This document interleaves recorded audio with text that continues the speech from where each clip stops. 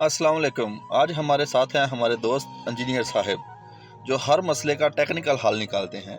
तो चलिए आज बात करते हैं इंजीनियर साहब से। अस्सलाम वालेकुम। वालेकुम सलाम। जी, टेक्निकल तो मैं हूँ, लेकिन मसले खुद गैर टेक्निकल होते हैं। मिसाल के तौर पर ज़िंदगी को ही ले लें। अब ज़िंदगी में बंदा क्या टेक्निकल तरीका इस्तेमाल करे। तो इंजीनियर साहब आजकल क्या प्रोजेक्ट चल रहा है?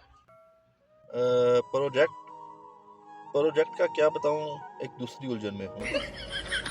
मैंने लैपटॉप की बैटरी चार्ज करने की कोशिश की, बैटरी तो चार्ज नहीं हुई, लेकिन लैपटॉप गर्म हो गया। अच्छा, तो आपने बैटरी की वोल्टेज तो चेक की ना? नहीं, मुझे लगता है उस वक़्त सिर्फ़ दिल की धड़कन चेक करने का वक़्त था, क्योंकि बैटरी से ज़्यादा मैं डर रहा था। अच्छा छोड़ें, ज़िंदगी के हालात तो ऐसे ही चलेंगे। तो साइड पर क्या हालात है? भाई साइड में तो ऐसे काम होता है जैसे शादी में बिरयानी बाँटी जा रही हो।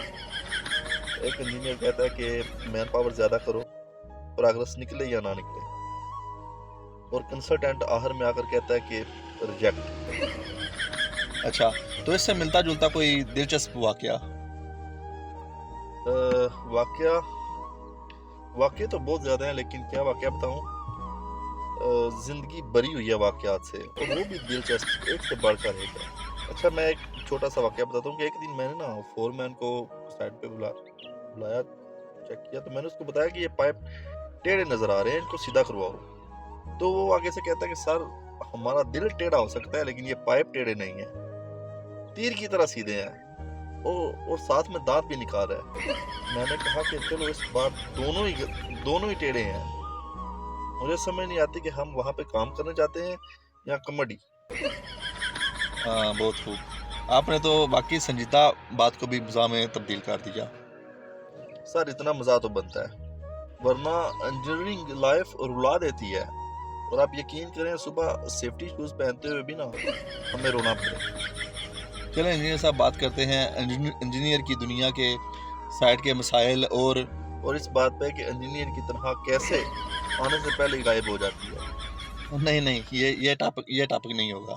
तो मैं बताता जाऊं कि चैलेंज और मसाइल कुछ भी हों, साइड पे होना वही है जो एक फोरमैन ने चाहा। अच्छा, आपके ख्याल में लोग क्या सोचते हैं एक इंजीनियर के बारे में, या क्या समझते हैं? अच्छा, जो लोग समझते हैं ना, लोग बहुत कुछ समझते हैं। लोग समझते हैं कि इंजीनियर सब कुछ कर सकता है, लेकिन यकीन करें कि इंजीनियर नींद भी पूरी नहीं कर सकता। अच्छा इंजीनियर साहब, आपके ख्याल में साइड पे सबसे मुश्किल काम कौन सा है? सर जी, साइड में सबसे मुश्किल काम ये है कि फोरमैन को समझाना कि भाई ये जो काम हुआ है ये गलत है, और आगे से वो जवाब देता है कि सर, पिछले 20 साल से मैं ऐसे ही कर रहा हूँ। अच्छा, तो फिर आप क्या कहते हैं? मैंने क्या कहना है, मैं कहता हूँ कि अच्छा, पिछले 20 साल से तुम गलती कर रहे हो। तो कहता है जी सर, क्योंकि वहाँ पे कंसल्टेंट नहीं होता, यानी चेक किए बगैर ही पास। अच्छा इंजीनियर साहब, फील्ड में कभी इख्तलाफ भी हुआ है? सर जी, जहाँ तक बात है इख्तलाफ की, तो एक इख्तलाफ नहीं, यहाँ पे जंग है इख्तलाफात की।